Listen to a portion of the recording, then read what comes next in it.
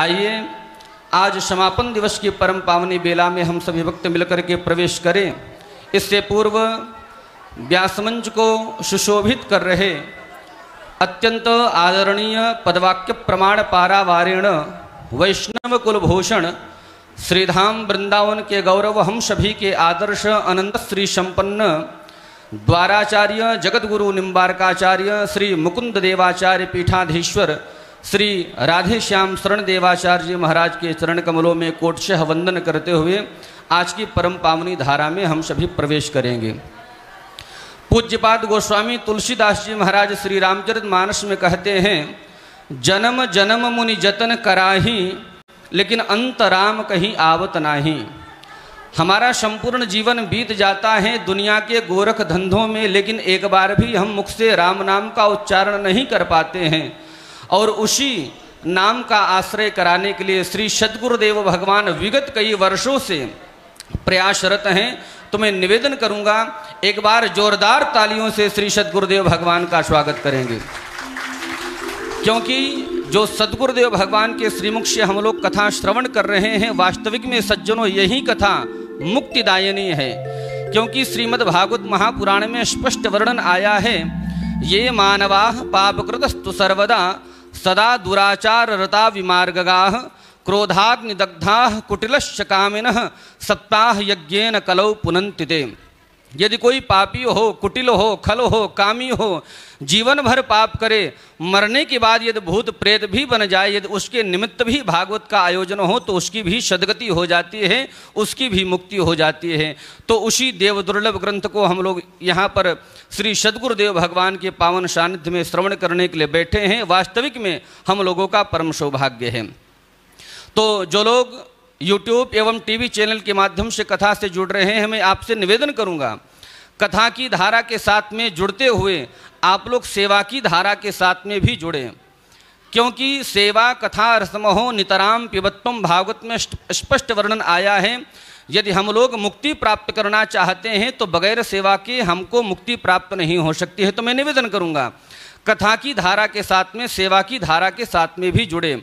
और हमारे सेवा संस्थान के द्वारा बहुत ही सुंदर सुंदर प्रकल्प चलाए जा रहे हैं, जिन प्रकल्पों के साथ आप जुड़ करके अपने मानव जीवन को कृतार्थ बना सकते हैं। जैसा कि आप सभी को नित्य प्रति बताया जाता है और आप लोगों के टीवी स्क्रीन पर हमारे प्रकल्प भी दिखाए जा रहे हैं कि श्री सद्गुरुदेव भगवान के सत्संकल्प स्वरूप श्रीधाम वृंदावन में एक ऐसे मंदिर का निर्माण होने जा रहा है, एक ऐसे भागवत मंदिर का निर्माण होने जा रहा है जिसमें संपूर्ण भागवत जी के 18,000 श्लोक शिलालेख किए जाएंगे। तो मैं निवेदन करूंगा आप लोग इस पुनीत पावन सेवा से जुड़ करके जीवन को लाभ प्राप्त करें। और हमारे सेवा संकल्प के द्वारा आप लोगों को विदित है, श्री सद्गुरुदेव भगवान के पावन सानिध्य में विगत 30 वर्षों से अखंड युगल नाम महामंत्र संकीर्तन का उच्चारण किया जा रहा है प्रतीक वृंदावन एवं मिथिला कुंज में। तो मैं निवेदन करूंगा आप लोग संकीर्तन की सेवा से भी जुड़ें। और आप लोगों को पता है श्रीधाम वृंदावन एवं प्रतीक वृंदावन में माँ वैष्णो देवी अन्न क्षेत्र के द्वारा गरीबों की, असहायों की, विकलांगों की, जो निर्धन हैं, जो भूखे हैं, जो प्यासे हैं, उनके भोजन की व्यवस्था हमारे सेवा संस्थान के द्वारा किया जा रहा है। तो मैं निवेदन करूंगा जो भी हमारे सेवा संस्थान के प्रकल्पों से जुड़ करके लाभ प्राप्त करना चाहता है, आपके टीवी स्क्रीन पर हमारे संस्थान के नंबर टेलीकास्ट हो रहे हैं, आप उन नंबरों पर संपर्क करके अपने दान की घोषणा को करवा सकते हैं। जो लोग सावन के महीने में भूत भावन भोलेनाथ गोपेश्वर महादेव का अभिषेक करना चाहते हैं, वो भी जो भी आपको अधिक जानकारी प्राप्त करनी हो हमारे संस्थान में संपर्क करके जानकारी प्राप्त कर सकते हैं। आइए अब हम लोग श्री सद्गुरुदेव भगवान के पावन सानिध्य में प्रवेश करें। निवेदन करूंगा एक बार जोरदार तालियों से श्री सद्गुरुदेव भगवान का स्वागत करेंगे और दोनों हाथों को जोड़ करके निवेदन करेंगे, हे गुरुदेव, आज समापन दिवस की परम पावनी बेला में अवगाहन करके आचमन करवा करके हमारे मानव जीवन को धन धन्य बनाए, कृतकृत्य बनाए। श्री सद्गुरुदेव भगवान श्री वृंदावन बिहारी लाल की जय। उसका अवलोकन करते ही हृदय की आँख खुली। हृदय का आँख खुलने की बात है, देर है नहीं। जो ही आपके हृदय का आँख खुल गई, देख लीजिए, अरे अर्जुन सदा पास में थे, आज 18 अक्षर निशाना के बीच में आपने कहा, हे सर्वेश्वर, आपका मैं वह अलौकिक रूप देखना चाहता। भगवान का तुम मेरे सखा हो, मेरे साथ खाते पीते सब काम करते हो, लेकिन तुम तो देख ही रहे हो ना। नहीं महाराज, तो सुन लो, इन चर्म चक्षुओं के द्वारा मेरे उस अलौकिक रूप के दर्शन नहीं कर सकते हो। तो उदास हो गया अर्जुन। भगवान का उदास होने की बात नहीं है। इन्हीं दोनों नेत्रों में मैं ऐसा अंजन लगा दूंगा, इन्हीं नेत्रों से मेरे दर्शन कर लो। दिव्यम ददामि ते चक्षु पश्चिमे जोगमेश्वरम। दिव्यता रूपी अंजन लगा देता हूँ, मेरे अलौकिक दिव्य रूप के दर्शन कर लो। क्या कि नहीं किया? कहने का तात्पर्य, श्रीमती रुक्मिणी जी कहती हैं, प्रभु आप की जो इच्छा होती है वही होता है। आपकी इच्छा के विरुद्ध ब्रह्मा विष्णु शंकर इंद्रादि कुछ नहीं कर सकते। हमने सोचा आप मेरा परित्याग कर रहे हो, मैं तो कुछ और हो गई थी। भगवान ने बिठाकर कहा, देवी सुनो, गृहस्थों का यही तो विशेषता है। दिन भर नाना प्रकार कार्य में पुरुष तल्लीन रहा करते हैं। भोजन भाजन के बाद रात में अपनी पत्नियों के साथ हाथ विलास करके दिन की सारी थकावट को दूर कर देते हैं। इसलिए मैंने ऐसा किया। हम तुम दोनों एक हैं। फिर त्याग की बात कहाँ से आ गई? बड़े आनंद से राधे राधे हुआ। एक दिन क्या होता सुना देता। श्रीमती रुक्मिणी जी थोड़ी मान कर गई। द्वारकाधीश ने कहा, देखो मेरे कारण से तुम्हारी सत्ता है, ये बढ़िया चल रहा है। श्री द्वारकाधीश ने कहा, देवी यदि मैं नहीं तो तुम नहीं, मेरे कारण से तुम्हारी सत्ता चकाचक है। बोले परीक्षा हो जाए, कर लो परीक्षा। राधे श्याम राधे श्याम। ठीक है, ये परिहासात्मक चल रहा है हिसाब किताब। तो आपने कहा हम जाते हैं अमुक शहर में, अपने प्रवचन के द्वारा, कथा के द्वारा पूरे शहर को अपनी ओर कर लूँगा। भगवान ने कहा, अच्छा आप चलो, मैं पीछे आऊँगी, आपकी सारी प्रतिष्ठा को धूल में मिला दूंगी। आपकी सारी प्रतिष्ठा को मैं धूल मिला दूंगी। अच्छा ठीक है। भगवान ब्रह्मचारी का उदाहरण करते, बड़े तेजस्वी। शहर में बहुत बढ़िया, जैसे वृंदावन में साग मार्केट में प्रत्येक वर्ष होली के अवसर पर 4 दिनों, मैं 30-35 पहले की बात सुना, तो उसके बाद कभी गया नहीं। अब क्या होता है नहीं कर सकता। कर पाती जी खनानंद जी, वृंदावन में जितने बड़े संत गृहस्थ विद्वान सबका वहाँ प्रवचन 4 दिन होता है। राधे श्याम। अब क्या लीला हुई? अच्छा आंख बंद कर लिया आप लोगों ने, वो तो ने, तो 2 बार नाम ले लीजिए। गोविंद जय जय, गोपाल जय जय, गोविंद जय जय, गोपाल जय, श्री राधा रमण हरि गोविंद जय जय, राधा रमण हरि गोविंद जय जय, श्री वृंदावन बिहारी लाल की जय। जय जय श्री राधे श्याम नाम महाराज की जय। सावधान राय श्याम जी, श्री श्याम सुंदर ब्रह्मचारी का रूप एकदम चकाचक आपके मंगल में विग्रह से प्रकाश निकल रहा है। वहाँ बैठकर सत्संग प्रारंभ कर दिया। 10-5 लोग इकट्ठे होकर, पहला दिन है आज। आपने कहा ब्रह्मचारी जी, शहर बहुत बड़ा है, बहुत लोग सत्संगी हैं, आपके सत्संग से बड़ा आनंद आवेगा, हम व्यवस्था कर रहे हैं, करिए। राय श्याम जी मिलों का पंडाल बना, मिलों का सारी व्यवस्था हुई। और कहा सुन लो, हमारे इस पंडाल में औरतों का प्रवेश वर्जित होना चाहिए। स्त्री आने पावे, लक्ष्मी जी को राधे राधे करना है। देखिए दोनों में क्या बढ़िया बात होती है। ठीक महाराज, आपका जो आदेश पालन किया जाएगा। सरकारी व्यवस्था हुई, सबके सब चकाचक खचाखच भीड़ हो गई। लक्ष्मी महारानी परम सुंदर स्वरूप सन्यासी का रूप धारण करके आई। गेट पर अंदर जाने चाहिए। माता जी आपका प्रवेश में नहीं होगा। अरे भगवत कथा श्रवण करने के तो स्वागतकारी है, हम कथा नहीं श्रवण कर सकते हैं? नहीं, ब्रह्मचारी का आदेश है। ब्रह्मचारी जी जो कथा कर रहे हैं उनका आदेश है किसी भी महिला का प्रवेश वर्जित है। ठीक है, जहां ठहरे थे जिस बड़े सेठ के यहाँ, आप वहां पहुंचे, ये कथा कर रहे हैं, वो पहुंची तो सेठानी बड़ी मोटी तगड़ी, बड़ी कंजूस, अंदर पहुंच, बड़ी सुंदर छटा थी आपकी। लक्ष्मी जी सन्यासी का उदाहरण की हुई है, एक झोला लटका हुआ है। वहां पहुंची, उठकर कहा आओ आओ, आइए जोगिनी, देखो सेठान जी हमको प्यास लगी, पानी दो। प्यास लगी इसलिए आई हूं। अच्छा ले आइए एक जग में पानी।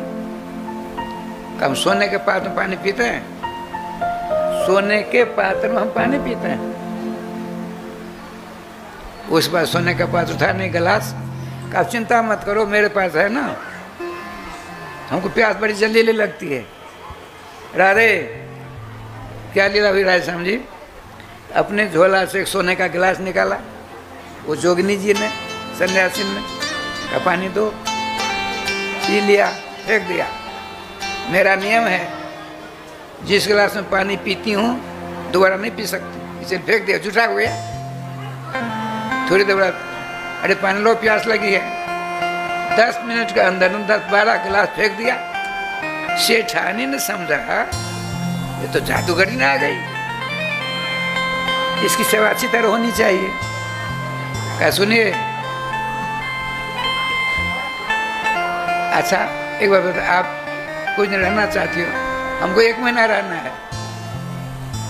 उसने सोचा 1 महीना में तो हजारों गिलास मिल जाएंगे सोने के,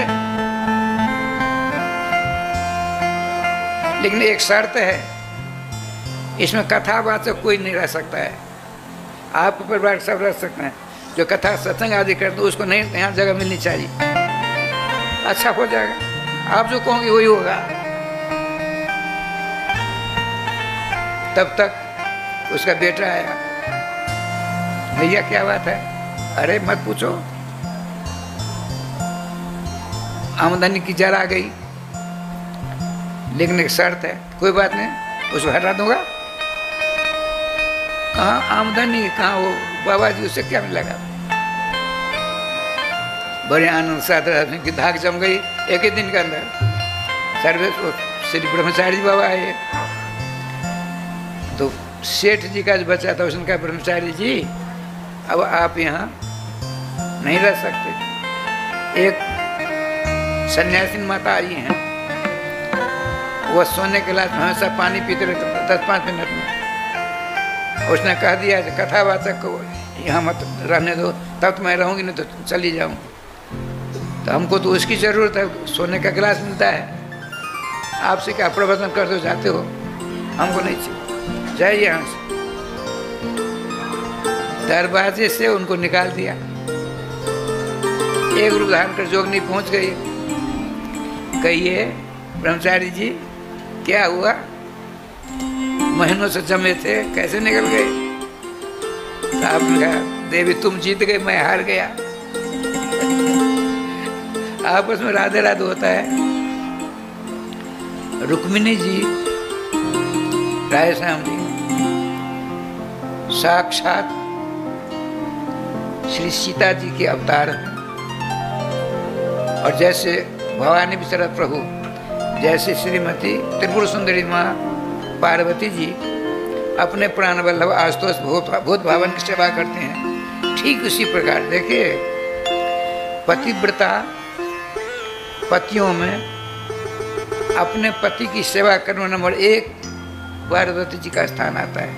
भागवत में कई बार उदाहरण आया है, भवानी चरत प्रभु यहाँ भी आया, और ब्रह्मपुत्र करदम जी तपस्या करने निकल गए। तपस्या करते करते राय श्याम जी कई हजार वर्ष बीत गए। भगवान सर्वेश्वर आते हैं, दर्शन देते हैं, का वरदान मांगो।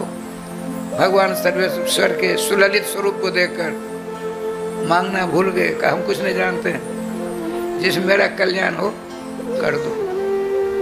भगवान का अच्छा एक बात है, आपने बहुत वर्षों तक तपस्या की है, तो आपने अपनी सारी बागडोर मुझको थमा दी है, जो मैं कहूँगा करोगे करूँगा। कल ने परसों आपका विवाह होगा, मनु जी आवेंगे, अपनी बीच की पुत्री देवहूति से आपका विवाह होगा। चरण पकड़ लेते हैं, प्रभु ये क्या करते हो, क्या तपस्या जो मैंने की है अपराध किया है क्या? नहीं नहीं, अपराध नहीं किया। आपने इतना भजन किया, इतना भजन किया कि आपको आपका बेटा बनने का मेरी अभिलाषा हो गई। आप इतने नाम जापक हो, नाम जापक का बेटा मैं बनूं, यह मेरे अंदर ऐसी अभिलाषा जागृत हो गई है। तो विवाह नहीं करूं तो कैसे काम चलेगा? राजश्याम जी भागवत जी में आया है,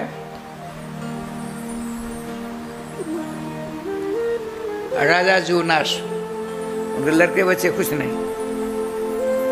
सिनवान भगवान वशिष्ठ जी से कहा, भगवान मुझको लड़के बच्चे की आवश्यकता नहीं है, लेकिन मेरे बाद यह सूर्यवंश की परंपरा समाप्त हो जाएगी, इसलिए मैं चाहता हूँ एक राजकुमार होता तो अच्छा होता।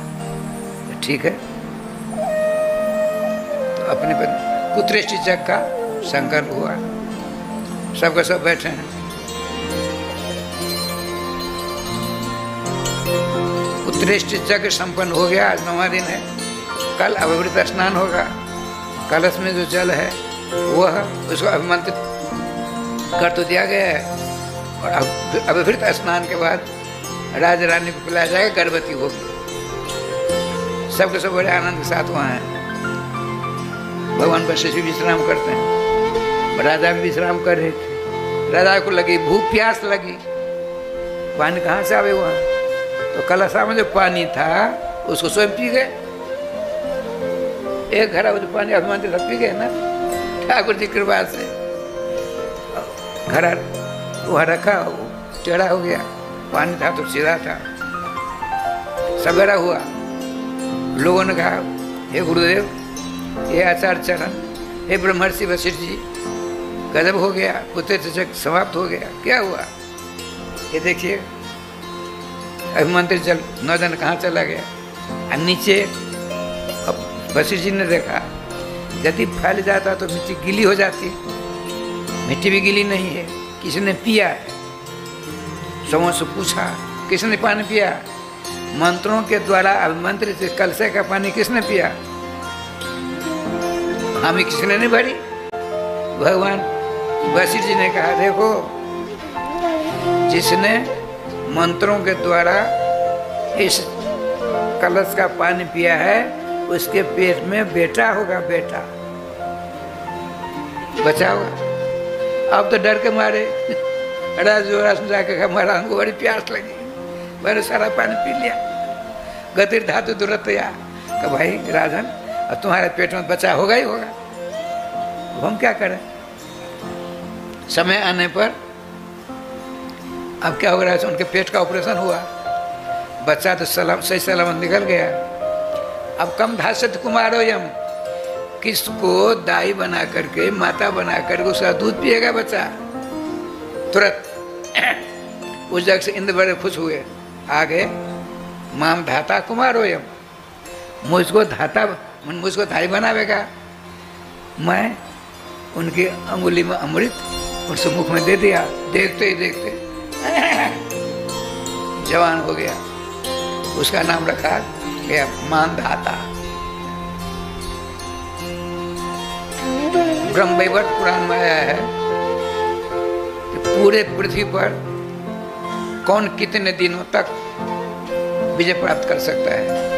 बताते एक रात्रि मानधाता, मानधाता जी यदि धनुष हाथ में लें, एक रात में पूरे संसार पर विजय प्राप्त कर सकते हैं। दो न जन्मेजय, जन्मेजय के लिए आया 2 दिन में जन्मेजय विजय प्राप्त कर सकते हैं। इतने बड़े विद्वान। कहने का तात्पर्य राधे श्याम जी, श्याम सुंदर की विभिन्न लीलाओं के द्वारा समस्त जीवों का कल्याण किया उन्होंने। हमको आपको लीला में प्रवेश होना अत्यंत असंभव है। लीला श्याम सुंदर की लीला में प्रवेश मिल जाए फिर तो चकाचौंध तो असंभव है। इसीलिए कलयुग में एकमात्र 12वें स्कंद के 5वें अध्याय में श्रीमान सुखदेव जी ने कहा, राजन कलयुग दोषों का समुद्र है। घबरा गए परीक्षित जी महाराज, महाराज जो दोषों का समुद्र है, जो भगवत भजन पारायण भक्तों का कल्याण कैसे होगा। सुनो, एक इसमें बहुत बड़ा गुण है। कौन सा गुण? कीर्तनाथ देव कृष्ण समुक्त संग परम ब्रजत। भगवान श्री सर्वेश्वर श्याम सुंदर के मंगल में देखिए, मैं श्री श्याम सुंदर श्री कृष्ण कहता हूँ, आप लोग यह मत समझना राम जी को छोड़ दिया। अरे भाई राम कृष्ण अंतर नहीं है। सुनु सठ भेद हो ही ताके, श्री रघुवीर हृदय न जाके। जिसके हृदय में अज्ञान रहेगा उसके अंदर भेद होगा। राम जी बड़े हैं, कृष्ण जी छोटे हैं, कृष्ण जी बड़े हैं, राम जी छोटे हैं। ये बहुत ही अपराध की बात है, पाप की बात है। ऐसी संभावना स्वप्नावस्था में भी नहीं करना चाहिए रामकृष्ण के उपासकों को। अच्छा, श्रीमान परमहंस परिव्राजक का आचार्य जगपति दिनेश व्यास नंदन श्री सुखदेव जी कहते हैं, हे राजर्षि सत्तम परीक्षित जी, कलयुग में यह बहुत बड़ा गुण है। यदि नाम को अपने गले का हार बना ले, हमेशा नाम भगवान को अपनी जिह्वा से उच्चारण करे, इसी शरीर में सर्वेश्वर श्याम सुंदर के दर्शन प्राप्त हो जाए। इसमें दो राय नहीं। लेकिन नाम लेंगे तब ना। आपको तो भगवान नहीं चाहिए, आपको तो लड़के बच्चे कुटुंब परिवार सगे संबंध मान प्रतिष्ठा सब चाहिए। भगवान भूल भुले आपको भगवान की माया ने भूल भुले दे रखा है। जब कथा होती है, सत्संग होता है, भगवान की लीला होती है, उसमें नाना प्रकार के उपदेश कथाओं के द्वारा सदस्यों के द्वारा समझाया जाता है। फिर भी हमारे आप में, हमारे आप के अंदर यह बात नहीं आती है कि नाम ही सब कुछ है। नाम की शरण हमको ले लेनी चाहिए। नाम की शरण लोगों ना जो चाहिए मिल जाएगा। दुर्प्रहलाद जी के पास आने की जरूरत नहीं है, मैं ही प्रमाण हूँ। यहाँ गाँव वाले सब जानते मैं कौन था, आज क्या कर रहा हूँ, है ना घंटा बाबू। दुनिया जानती है। नाम की शरण लीजिए। यदि नाम की शरण नहीं लेंगे तो कुत्ता बनना पड़ेगा, बिल्ली बनना पड़ेगा, चमगादुर बनना पड़ेगा, छिपकली बननी पड़ेगी, मच्छर बनना पड़ेगा, न जाने क्या नहीं बनना पड़ेगा। अब बन करके आए। इसीलिए मनुष्य शरीर दोबारा नहीं मिलने वाला है। इसलिए सावधान सावधान सावधान। एकमात्र भगवान रामकृष्ण के मंगल में नाम को अपने गले का हार बना लीजिए। भागवत जी का यही एकमात्र कथा श्रवण करने का फल है। अब 2 और नाम ले लीजिए। श्री वृंदावन बिहारी लाल की जय, श्री गुरुदेव भगवान की जय, सकल संत समाज की जय, श्री नाम संकीर्तन की जय, श्री हनुमान जी महाराज की जय। जय जय श्री राधे श्याम महाराज की जय। जय जय श्री राधे श्याम महाराज की जय। गोविंद जय जय गोपाल जय जय।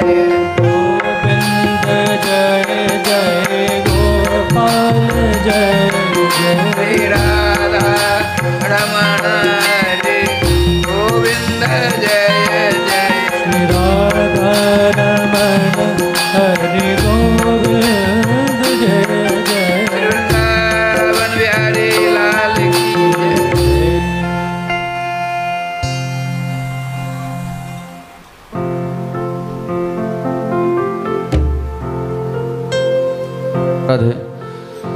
श्री वृंदावन बिहारी लाल की जय। श्री सद्गुरुदेव भगवान की जय। दिव्य कथामृत का हम सभी भक्त श्री सद्गुरुदेव भगवान के मुखारविंद से पान कर रहे थे। निवेदन करूंगा एक बार जोरदार तालियों से श्री सद्गुरुदेव भगवान का स्वागत करेंगे। और आइए अब इसके बाद हम लोग श्री सद्गुरुदेव भगवान के परम कृपा पात्र यशस्वी शिष्य विप्रकुल भूषण परम पूज्य महामंडलेश्वर श्री किशोरी शरण जी महाराज के पावन सानिध्य में उनके मुखारबिंदों से, जैसा कि आप सभी भक्तों को विदित है कि कथा का आज समापन दिवस है।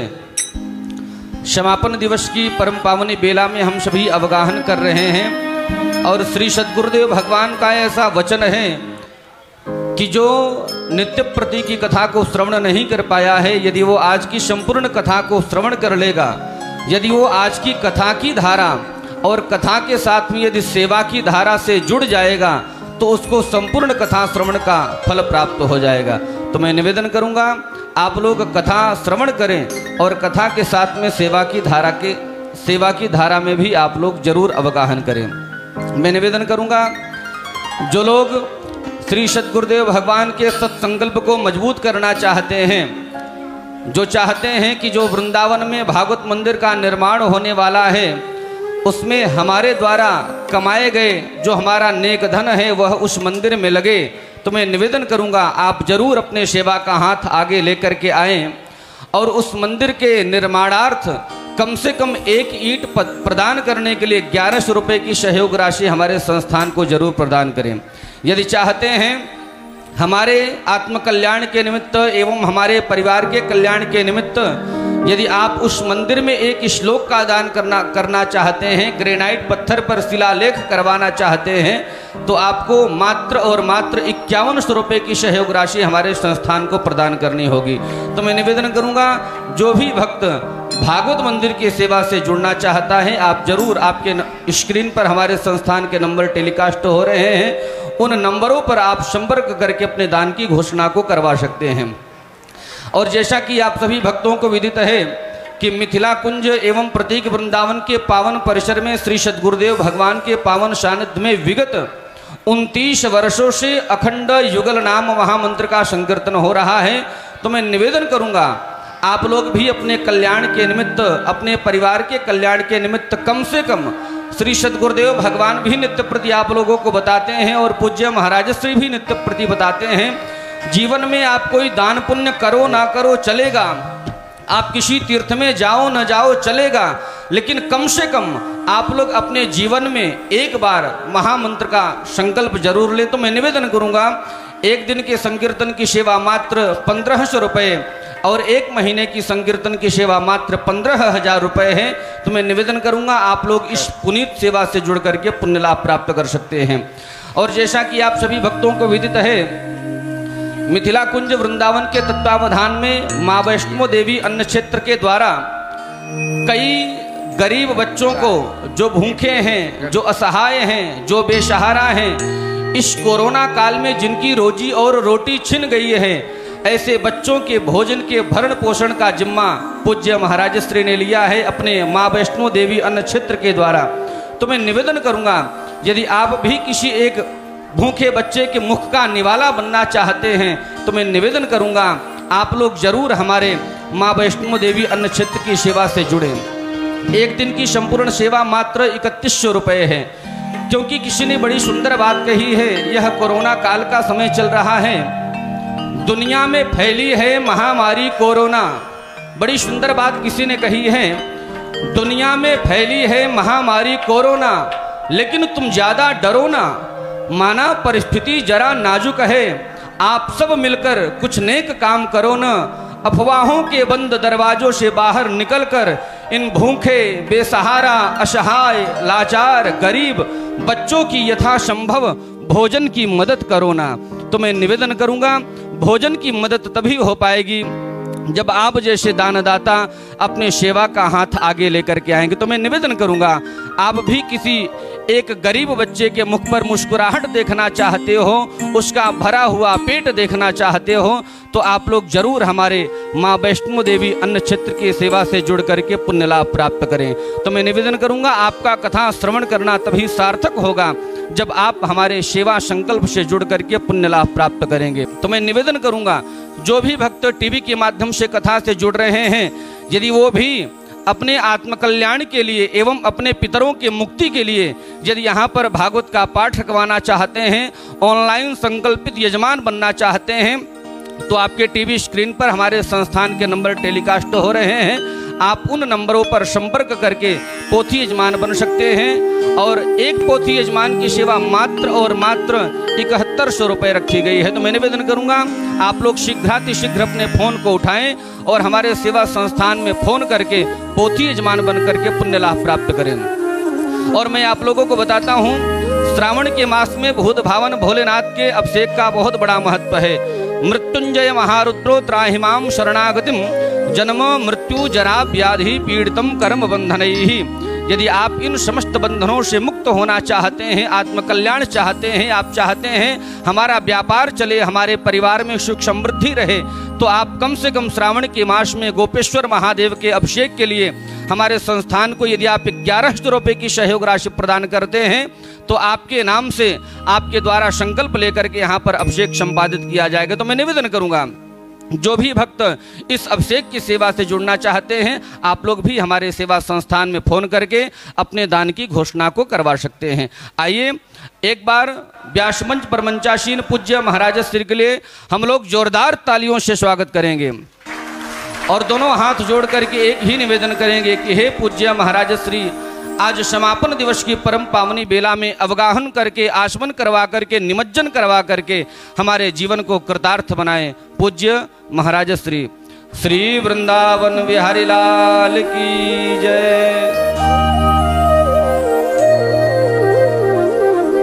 आनंद मानंद करम प्रसन्नम ज्ञान स्वरूपम निज भावयुक्तम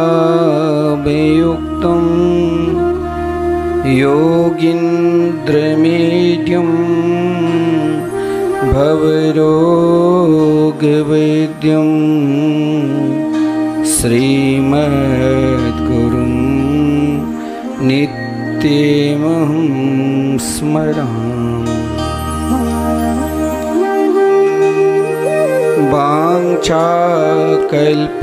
वाञ्छाकल्पतरुभ्यश्च कृपा सिन्धुभ्यः एव च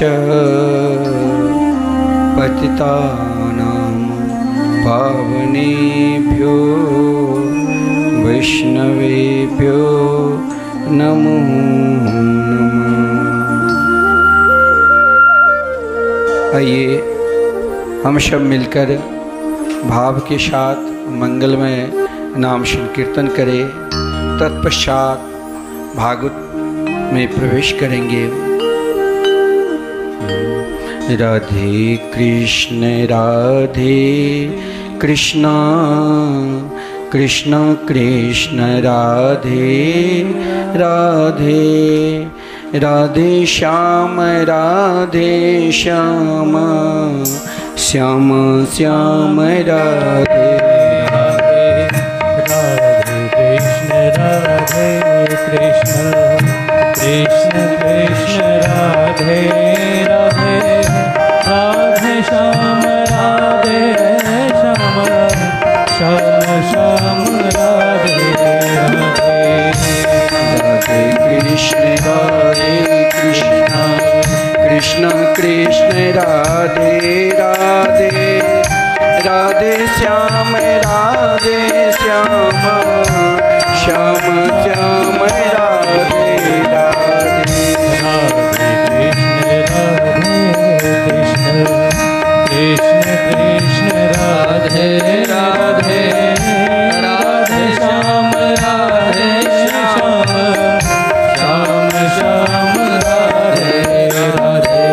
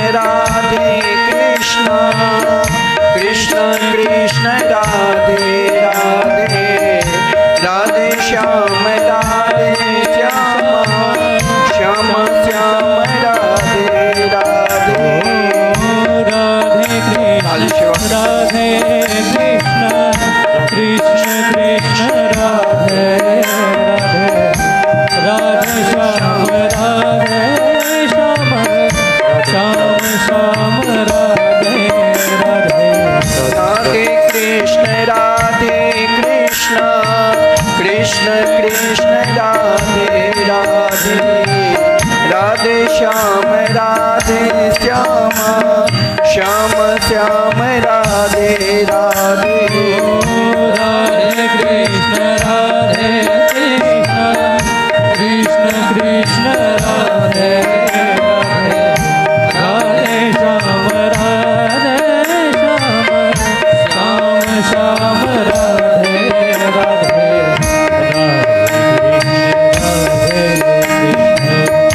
कृष्ण कृष्ण राधे राधे, राधे श्याम श्याम श्याम श्याम राधे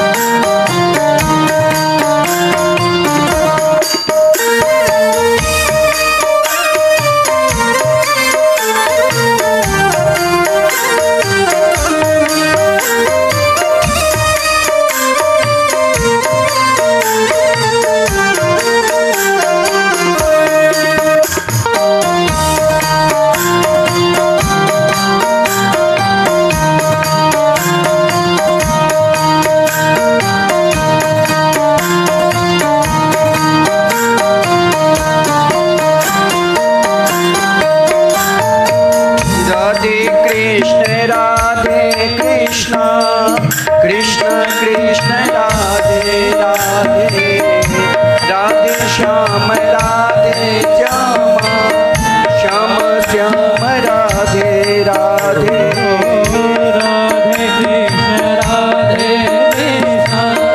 कृष्ण कृष्ण राधे राधे, राधे श्याम श्याम श्याम श्याम राधे राधे। राधे कृष्ण कृष्ण राधे राधे, राधे श्याम श्याम श्याम राधे राधे।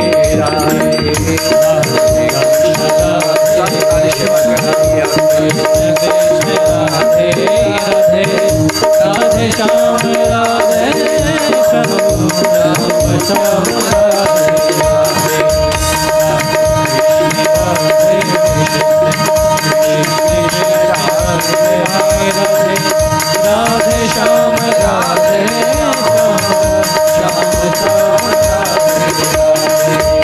कृष्ण कृष्ण राधे राधे, राधे श्याम श्याम श्याम राधे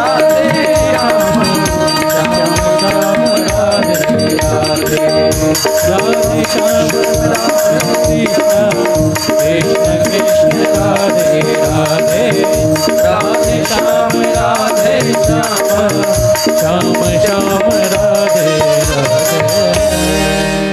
श्री वृंदावन बिहारी लाल की जय, श्री सदगुरुदेव भगवान की जय। जय जय श्री राधे, जय जय श्री राधे।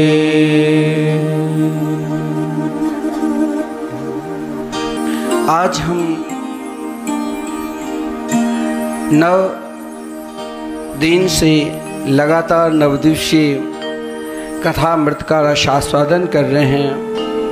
हमारे भागवत के मुख्य यजमान श्री घनश्याम झा जी, उनकी धर्मपत्नी श्रीमती श्यामा देवी और भागवत पोथी के कई यजमान सब मिलकर पूज्य गुरुदेव के द्वारा दिव्याति दिव्य भगवान नाम की महिमा को श्रवण किए।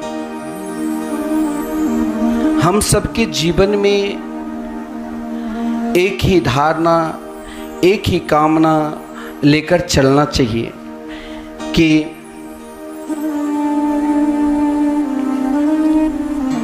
गुरुदेव के वचन चाहे हमें एक पल मिल जाए वो भी मेरे लिए मंत्र हो गया।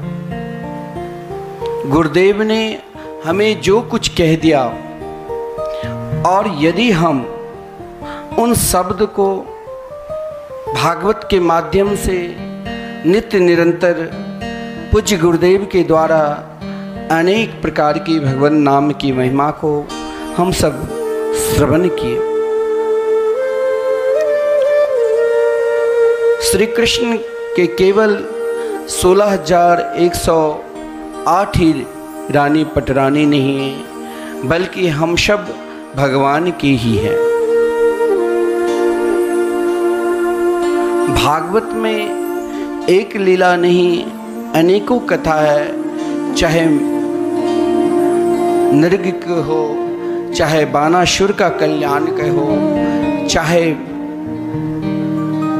रासु यज्ञ हो और चाहे भक्त सम्राट सुदामा जी की चरित्र हो। देखो एक छोटी सी बात हम आप सभी को बता दे रहे हैं। देखो सामान्य से समान जो साधन है, छोटा सा छोटा जो साधन है, केवल सद्गुरु ने कह दिया और उनकी वाणी पर हम श्रद्धा पूर्वक अगर विश्वास कर लेते हैं और उनकी आज्ञा के हम केवल पालन करते हैं। हम अभी तक शिष्य नहीं बना, लेकिन हमारी निष्ठा, प्रेम, हृदय का भाव, हृदय का तरंग केवल यही है कि ऐसे महापुरुष हमें भी सद्गुरु के रूप में मिलते हैं और हम जरूर इनके शरण में जाएंगे। हमें कुछ करने की जरूरत भी नहीं। जीवन में बड़े से बड़े, कठोर से कठोर साधना से जो फल नहीं मिलता है, अब लाखों करोड़ों साधना कर लो, अनेक प्रकार के उपाय कर लो, दिन रात हम वृक्ष पे लटक के, पानी में खड़े होकर, धूप में 12 बजे के समय में खड़े होकर, अग्नि के निकट तप कर, अनेक प्रकार की साधना कर लो कठोर से कठोर, लेकिन उन साधना में हो सकता है फल नहीं मिले, लेकिन सर्वश्रेष्ठ साधना का एक ही मात्र केवल फल है कि गुरु की आज्ञा का हमें पालन करना है। चाहे जीवन में कोई भी आपको बुरा से बुरा कहे या बहुत भला से भला कहे, दो ही कह सकता है कि ये व्यक्ति सामने वाला बहुत बुरा है, उसे भी आप स्वीकार कर दो, या कोई बहुत प्रशंसा करने लग जाए, कहे महाराज ये सामने वाले तो बहुत बड़े महापुरुष है, बहुत बड़े साधक है, बहुत जल्दी भगवान के भजन में लग गए हैं। हो सकता है उसमें कहीं आपका अभिमान ना आ जाए, कोई बुराई करे तो क्रोध ना आ जाए, और कोई अच्छाई करे तो आपको अभिमान ना आ जाए। लेकिन मेरे जीवन में गुरु पर्व से पूर्व ही जीवन में एक शिक्षा जरूर लेना चाहिए कि हमें गुरुदेव जिस प्रकार आज्ञा दी है, कोई जरूरी नहीं है हम सद्गुरु के निकट रह के तभी ही हम सेवा परायण बनेंगे। कोई जरूरी नहीं है कि महाराज हमने गुरुदेव से दीक्षा प्राप्त कर ली तो अब हम सर्वोपरि सर्वश्रेष्ठ हो जाएंगे। जरूरी जीवन में यही है कि गुरुदेव, यदि आपको गुरुदेव की आज्ञा मानना है, संसार के जो भी प्राणी भक्त हुए हैं या भगवान मिले हैं, उसने अपने जीवन में केवल गुरुदेव की आज्ञा ही मानकर आगे बढ़ा है और आज्ञा ही मानकर उसने भगवान को प्राप्त किया है। आप अभी सुदामा चरित्र श्रवण करेंगे तो गुरु की आज्ञा से सुदामा जी को कैसे भगवान मित्र बने ये भी आप श्रवण करो। लेकिन हमें हमारे जीवन में एक ही शिक्षा लेना चाहिए, चाहे कुछ हो जाए। माला जपना, संकीर्तन करना, तिलक लगाना, वैष्णव धर्म का पालन करना, ये सब कभी भी नहीं सोचना कि चलो गुरुदेव ने कह दिया हम कह रहे हैं। ये भी गुरुदेव की आज्ञा है। अगर आपके हृदय में ये पंच भौतिक भाव यानी 3.5 हाथ के हम हैं तो 3.5 हाथ के हमारे गुरुदेव भी होंगे। ये भाव अगर आप लाते हो तो आप करोड़ों जन्म तक अनेक प्रकार की साधना कर लो, अनेक प्रकार के उपाय कर लो, फिर भी भगवान मिलने वाले नहीं हैं। जीवन में हम किसी भी प्रकार की साधना ना करें। हमें साधना करने की जरूरी नहीं है, लेकिन हमारे जीवन में एक बहुत बड़े आवश्यक है, जरूरी है, सद्गुरु की आज्ञा मानना। अगर सद्गुरु ने कह दिया कि लो ये झाड़ू और तुम यहाँ झाड़ू लगाते रहना, अपने जीवन को निकाल देना, लेकिन झाड़ू लगाना छोड़ना नहीं है। हमें झाड़ू ही लगाना है। अगर हम भावपूर्वक झाड़ू ही लगाते लगाते एक दिन हम परब्रह्म परमात्मा बांके बिहारी को प्राप्त कर लेंगे, क्योंकि यह भी सद्गुरु के द्वारा मंत्र ही है। बहुत लोग पूछते हैं जीवन में मंत्र क्या है। हमने मंत्र को प्राप्त करने के बाद भी मेरे हृदय अभी तक परिवर्तन नहीं हुआ। हमारे अंदर वो भाव है कि गुरुदेव ने ये बहुत बड़े शिष्य है, ये इनको बहुत ध्यान रखता है, इनको सारा वैभव सर्वस्व समर्पित कर दिया, मुझे कुछ मिला नहीं। यह भी सोचना हमारे जीवन का सबसे बड़ा अज्ञान है, अपराध है। हमें कुछ नहीं मिला, हमें तो एक ही आज्ञा मिला है, झाड़ू लगाओ। अगर हम नित्य निरंतर सद्गुरु की आज्ञा मानकर निरंतर झाड़ू ही लगाना प्रारंभ कर दिया ना, और विश्वास पूर्वक गुरुदेव की आज्ञा है, हम लोग कुछ अस्वस्थ हो जाते हैं तो बड़ा आज तो हम तिलक भी नहीं कर पाएंगे, घर में कोई अमंगल भी किसी प्रकार की, कहीं किसी की संतान होती है या कोई मर जाता है, लोग कहते हैं हम अभी अशुद्ध हैं। अरे हम क्यों अशुद्ध हो सकते हैं? मैंने तो उन परब्रह्म परमात्मा को शरणागति स्वीकार कर ली है, और हम किसी भगवान को भी नहीं जानते हैं, हम केवल सद्गुरु की आज्ञा का पालन कर रहे हैं। भगवान तो बाद में, केवल सद्गुरु की आज्ञा को पालन करना ही हम समस्त प्राणी मात्र का कर्तव्य है। और यदि हम उन आज्ञा को पालन कर ले तो जरूर एक दिन मुझे प्रियाप्रीतम जरूर मिलेंगे। एक छोटा सा दृष्टांत है। एक बहुत बड़ा महापुरुष नाथ संप्रदाय के हुआ था, जिसमें नाथ संप्रदाय उत्तर प्रदेश के मुख्यमंत्री श्री योगी नाथ जी महाराज है। नाथ संप्रदाय के बहुत सिद्ध कोटि के संत थे। ऐसा संत थे जो मानो उनके पास एक से एक महापुरुष, साधक, तत्व के ज्ञाता, ब्रह्म के ज्ञाता, वेदांत के ज्ञाता, उपनिषद के ज्ञाता, द्वैत के ज्ञाता, अद्वैत के ज्ञाता, द्वैताद्वैत के ज्ञाता, प्रायः सभी प्रकार के संत महापुरुष उनके पास रहकर उनके शिष्यत्व को प्राप्त कर चुके थे। सिद्ध कोटि के महापुरुष थे। एक दिन एक नया शिष्य आया। जब शिष्य आया तो शिष्य ने गुरुदेव के चरणों में प्रणाम किया। उनका नाम था जलपा सिद्ध जी महाराज। गुरुदेव के चरणों में प्रणाम किया और प्रणाम करते ही गुरुदेव से कहा कि महाराज आप श्रेष्ठ महापुरुष है और हमें कुछ नहीं चाहिए, मुझे परम सत्य का आप परिचय करा दो, यानी हमें ऐसा ज्ञान दो जिस ज्ञान से, जिस शरणागति से जो परम सत्य है, उन परम सत्य को मैं प्राप्त करना चाहता हूँ। बस मुझे आप अपने चरणों में वास दीजिए, अपना शिष्य बना लीजिए, मुझे दीक्षा दीजिए, गुरु पर्व आ रहे हैं।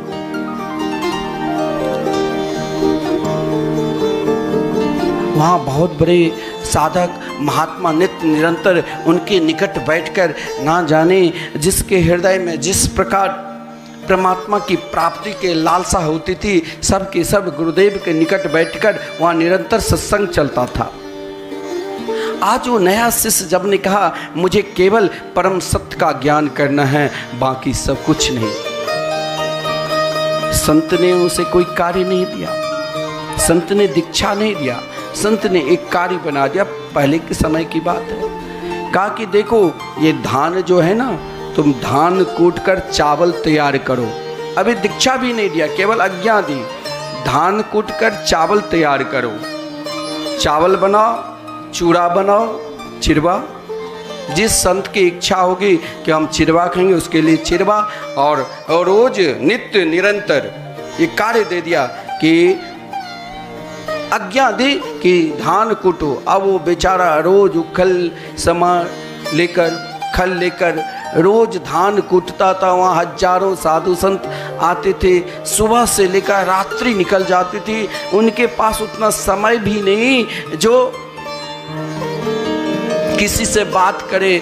गुरु की, सदगुरु की आज्ञा है, धान को तैयार करना, फिर चावल निकालना, फिर वहाँ भंडार गृह में जमा करना, फिर वहाँ संतों की सेवा होता था। निरंतर उनका कार्य बन गया था। सामने गुरुदेव बैठकर सत्संग कर रहे हैं, तत्व का ज्ञान प्रदान कर रहे हैं, उनके लिए उनके पास तो समय ही नहीं, केवल धान कूटना। 12 साल निकल गया, लेकिन वो धान कूटता ही रह गया, कूटता ही रह गया। संतों की सेवा के लिए गुरुदेव ने जो आज्ञा दी है, फिर भी गुरुदेव अभी तक स्वीकार नहीं किया। और 6 साल निकल गए, 18 साल तक ना दीक्षा ली, केवल धान कूटता रहा। उनका काम ही था धान कूटना, ना उनके पास समय सत्संग की, ना उसके पास गुरु के और कोई कार्य करे, केवल उनका कार्य है धान कूटना और चावल तैयार और चिरवा तैयार करके वहाँ पर भंडार गृह में जमा कर। वृद्ध सब होता है।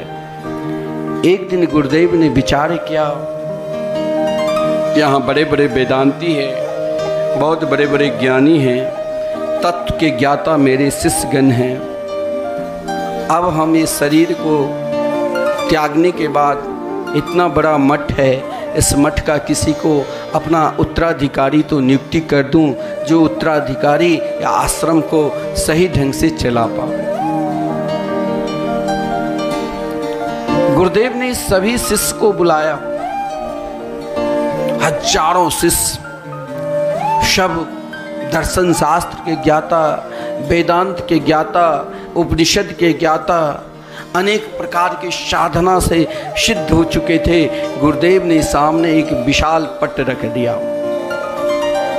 और उन सभी शिष्यों से कहा, वो वृद्ध गुरुदेव ने, कि देखो, जिस किसी को इस आश्रम का मुख्य उत्तराधिकारी बनना है, वो एक काम करो, सत्य क्या है उन सत्य के विषय में लिखो। वो धान कूटने वाले को भी बुलाया गया, उनके पास समय नहीं, किस अज्ञानी गुरुदेव के उनको भी बुला लो। वो कहा गुरुदेव बुलाया है, वो भी एक कोने में, सब उनको मूर्ख समझता था, एक कोने में खड़ा होकर केवल अपने गुरुदेव की ओर देखता था। उनकी आज्ञा का पालन करना है, गुरुदेव क्यों बुलाया, मुझे तो धान कूटना है। देखिए, उनके हृदय में दृढ़ता, उनके हृदय में विश्वास, एक समर्पित भाव, एक आज्ञाकारी शिष्य, यहाँ तो शिष्य को यदि नहीं मिला कुछ तो कहते हमें तो कुछ मिला नहीं, एक शिष्य को सर्वस्व दे दिया। वहाँ हजारों शिष्य, बड़े बड़े विद्वान, सब विशाल बोर्ड था जिस पे पट पे सब सत्य को पहचान के लिए पूरा बोर्ड भर दिया, लेकिन किसी ने सही बात नहीं कही। वो धान कूटने वाले को बुलाया, धान कूटने वाले को कहा तुम अब पहचानो कि सत्य क्या है। अब वो धान कूटने वाले ने सुंदर जो जवाब दिया, कहा वो बेचारा गुरुदेव, जब तक मिथ्या और ये सत्य में भेद है, मिथ्या और सत्य में भेद है, तब तक ये जो वृत्ति है वो बनी रहेगी। जब तक जीवन में मिथ्या और सत्य में भेद है तब तक ये वृत्ति अहंकार की बनी रहेगी। अब गुरुदेव ने से उन शिष्य ने कहा, गुरुदेव मेरे विचार से केवल सत्य ही सर्वोपरि है, यानी भगवान के मंगलमय नाम ही सर्वोपरि है, बाकी सब असत्य है।